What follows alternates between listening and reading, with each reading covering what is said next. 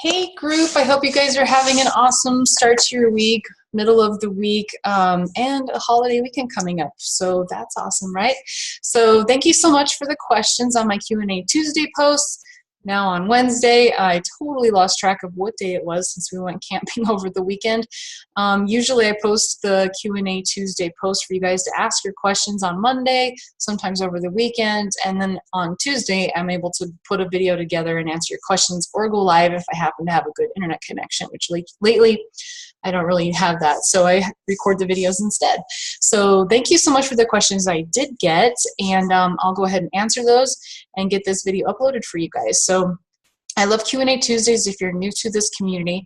I love Q&A Tuesdays because it gives you guys the opportunity to ask me anything you want, to get, to ask me anything with nutrition, with working out, fitness, fads that are going around that you have questions about and you want to know my personal opinion, struggles you're having, anything with mindset, basically anything that can be a part of a health and fitness and wellness journey, which really involves a lot of different aspects. So I'm always happy to answer those questions, and Tuesdays is your opportunity to ask them. So if you think about questions over the course of the week, write them down, make a note of them, and when I throw up my Q&A Tuesday post, put them on there for me because I absolutely love answering your questions. And sometimes I only get like 1 or 2 questions, sometimes none. I really like it when I get a lot of questions because it's a great way for me to share information with you guys, and never be nervous or shy about asking. If you have this question that you want to ask, somebody else in the group probably does as well. So let's get to it. I got, I think 4 or 5 questions this time. So, okay, first question is, this is kind of embarrassing to ask, but is it good to exercise when your Aunt Flo is in town, meaning your monthly? This is actually a common question that I get. So in my opinion, totally not a reason or an excuse to miss your workout. Why? And that is because when you miss your workout, you're more likely to miss the next day and the next day and the next day, and then suddenly you're completely off the wagon and you're like, well, fuck, I'm just gonna go eat a bunch of shit. I'll start again on Monday, or I'll start again on the first of next month, and then you never do. So the best thing you can do is to not miss your workouts. You don't have to do balls to the wall 100% workout if you're feeling like shit, you're really tired, you're having cramps, you're having a lot of PMS symptoms, but getting in some activity will keep you on track on your program, even if it's some yoga, going for a walk, just doing some stretching, do some sort of activity so that you keep on track with that.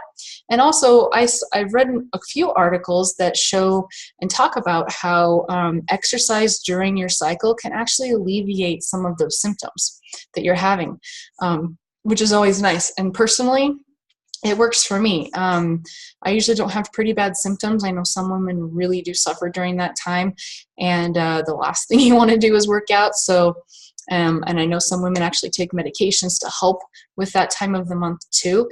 So obviously that's a different situation than just your typical PMS symptoms, bad cramps, headache, just feeling tired, and those different things. I actually feel better after I work out. It might feel uncomfortable, it might suck, but I always feel better afterwards. And like I said, it could alleviate some of those symptoms. Plus, it's going to give you more energy for the rest of the day. It's going to give you a mental boost. I don't know about you, but that time of the month, I'm kind of cranky, tired. I get a little more self-conscious, and I kind of lose a little bit of confidence also. So getting in that workout really, really helps with that. So I would always encourage you to get in the workout anyway, even if you just tweak it a little bit so it's not as intense. Next question is, how does someone go about losing their baby fat after they have children? So I work with a lot of moms who are pregnant, who are post-pregnancy and they just had their baby, who maybe have a 5-month-old baby and are ready to get back into it, or maybe they had 3 kids 10 years ago and they just really haven't lost that baby weight that they gained, and maybe they gained some more. So if you're a brand new mom, or maybe you're pregnant, we have prenatal and postnatal programs and exercises that you would do during that time, because it's very important to be careful. It's also very important to have an active pregnancy, because that can help with birth and labor being better for you. And it can also help you bounce back to your normal self much more quickly after pregnancy. So if you're someone who has been pretty active, you've been working out before you got pregnant, always ask your doctor first, of course, but it's all, I work with people all the time that are pregnant, and as long as you've been active and exercising some before your pregnancy, usually it's okay to exercise throughout your pregnancy until it gets to the point that it's uncomfortable. And then post-pregnancy, depending on the kind of birth you had, C-section or vaginal, then we kind of wait and see what your doctor says. And when they give you a release to go ahead and get back to full activity, we slowly ease you back into fitness. I'm not going to be like, all right, Insanity Max 30, let's do this. Instead, we're going to take it easy. We're going to ease you back into health and fitness because it's going to be tough. You're going to be tired with a newborn. And then gradually we just increase the intensity as you build up endurance and strength again. As you're building up that energy again, we slowly increase your exercise so that you can get back to that pre-baby weight. Now, if you're somebody who has like a 5 or 6 month old, we'll probably just get you right into a program because you should be fully recovered by then. And then we're going to help you lose that weight and follow an appropriate diet. If you're breastfeeding, then we adjust your nutrition so that you're getting enough to supply for milk supply, so we don't affect that, of course. And then if you're somebody who had kids 10 years ago and you just haven't lost that baby weight, then we treat you just like anybody else who's a beginner, and we get you into a fitness program, work on your nutrition, and we work together on getting that pre-baby body back or just helping you reach those goals that you want to hit. Next question is, how much water should you drink when working out? And do you drink before, during, after, all the above? I notice if I don't drink water before my workout, if I drink water before my workout, I feel like I'm going to throw up all my water. Totally common. So you want to stay hydrated through your workout. So beforehand, when you get up in the morning, if that's when you work out, you always want to drink a big glass of water to start out your day. Wakes you up, it refreshes you, it rehydrates you. You haven't had any water all night. So that's really important. Before workout, I always drink a pre-workout. So I get about, 18 ounces in before my workout, but I sip on it. I don't chug it so that's like sloshing in my stomach because I would feel sick too. So drink some workout beforehand so that you start out hydrated. Definitely don't chug any water. And then during your workout, I have like water in one of these blender bottles or a Shakeology cup, and I sip on it throughout the workout, and I usually finish the entire bottle by the end of the workout. Sometimes I get down to like right here, and at the end of the workout I chug the rest, and that keeps me from feeling like the water's sloshing around. So when you're doing a workout, you don't want to chug the water, you just want to sip it and take drinks every 5 minutes or so. It's really, really important to stay hydrated during your workout. And then post-workout, be hydrated the rest of the day. Drink a lot of water. It's so important for your goals with health and fitness and weight loss. You want to drink half your weight in ounces every single day at minimum. So for example, if you weigh 150 pounds, you want to at minimum drink 75 ounces of water every day. I weigh about 150 pounds, and I probably drink 100 to 120 ounces of water every day because it's just a habit for me now. It didn't used to be. It used to be hard to get in 75 ounces of water, but now it's not really a big deal for me to get in 100 to 120. It just takes some time to get in that habit. All right, last question is, if I'm up for a second workout, should I do it? How many times can you work out in a day without overdoing it?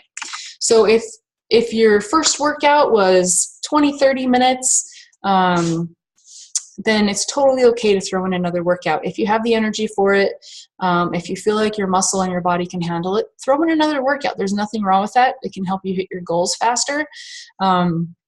If you did, for example, like a lifting workout in the morning, you could do a cardio workout right after that. So you can do 30 minutes back to back. You could do a workout in the morning. Let's say you did lifting again. That night you could do cardio, you could do yoga, you could do plyo, you could do dance. So it's totally okay to do 2 workouts if those 2 workouts combined is not more than about an hour long. You don't want to do too much.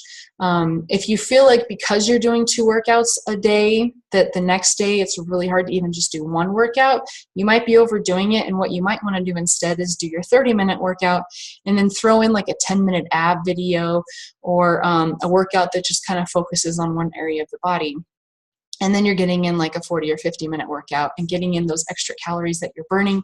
So I love doing 2 workouts a day, but I don't consistently do it because sometimes it does make me tired. And I have to be careful with some injuries that I have, so that can overdo it. So be aware of that as well. If you start to have, knee pain, you know, you're going to have muscle soreness, of course, but if you start to have other types of pain, like in your knees and your joints, then you might need to take it back a little bit. As far as overworking out, you don't need to work out for more than an hour a day. If you're working out for more than an hour a day, you're working out too much or not efficiently enough that you could actually work out in less amount of time and get just as good of a workout. So if you're somebody who is working out 2-3 hours a day, that's too much. If you're somebody who never, ever, ever lets your body rest, you need to do that. Rest is just as important for recovery and losing weight and building muscle as the days that you exercise. Now, I'm somebody that if I miss a single day of my program, it's really hard for me to get back on track. And so on my rest days, I have active recovery instead, which means that I don't actually do a full workout. I just go for a walk or a hike or a bike ride, or I do yoga so that I'm still getting in some activity and I feel like I'm still on track with my program. If you're somebody who can take a rest day and pop right back on track on Monday, that's a good thing too. You want to make sure that you are getting plenty of sleep. So those are some signs and symptoms of overworking out and how to avoid it. But the point is that it's totally okay to do 2 workouts a day if you want to, and you feel like you have the energy and it's not causing any other issues. It can definitely help you reach your goals faster. All right, so those are all the questions I got for this Q&A Tuesday.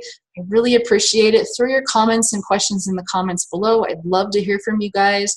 Let me know if anything wasn't very clear or didn't make sense or you need more information. Throw those in the comments below, and watch for my future Q&A Tuesday post. Throw questions on there. Sometimes I give away prizes for people who are consistently asking questions because I just love to have that interaction with you guys. Take advantage of this free community. It's here for you to give you some extra support and to give you tips and information and to help you reach your health and fitness goals. So I hope you have a great night, and I'll see you in the next video.